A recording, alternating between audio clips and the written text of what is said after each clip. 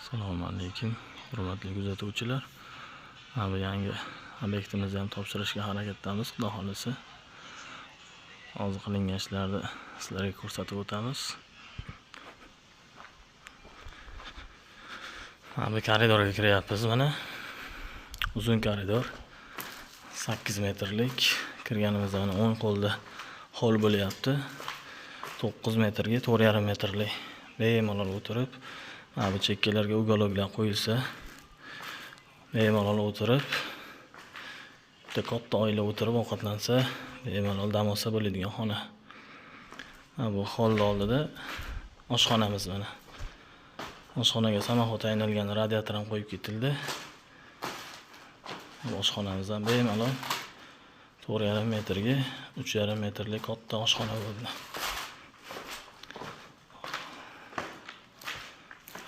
İşlerimizi hop koridordan chiqamiz.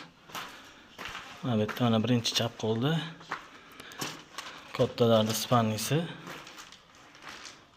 Spannimizga ham ponni tepli pol yotqizildi.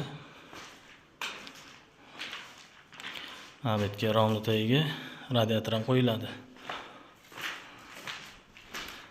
Hop, spannidan chiqqanimizdan keyin bitta mana chap qo'lda detskimiz. Detskimiz ham bemalol 4 metrga 4 metrlik xona bo'lgan.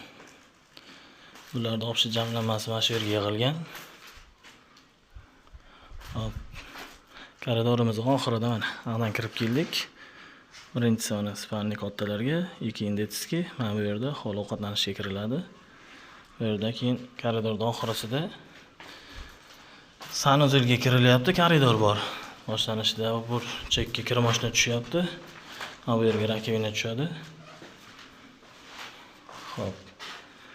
Birinchi sanuzelimiz bu yerda. Chekkaga ugloviy vanna tushadi. Bu yerga rakvina. Hop, sanuzeldan chiqqanimizda bu yerda hojatxona.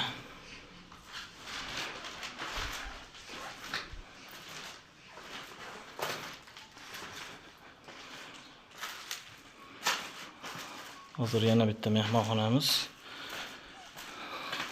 Ko'rsatamiz uni ham. Bu darvozaxonada kirganda ro'paradagi mehmonxonamiz bo'ladi. Hop, mana mehmonxonamiz.